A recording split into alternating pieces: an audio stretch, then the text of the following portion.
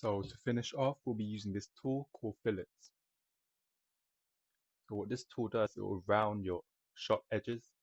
So you want to select this edge, make it 22, then press OK. Then go down here, go to fillet again, select the outside edge here, and make it 15 millimeters. Then press OK. And there you have it. And as for fun, click on A on your keyboard, and then want to search the color that you want for your lampshade, then drag it onto your lampshade, and there you have it.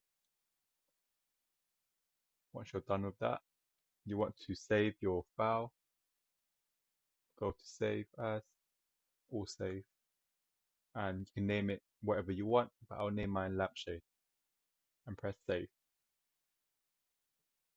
Once you have saved your work, you want to right click on the lampshade file right there,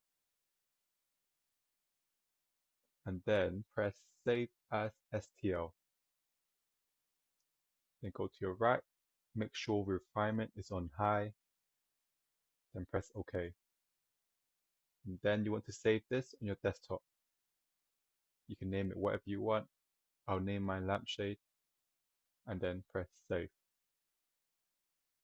And that is your lampshade finished.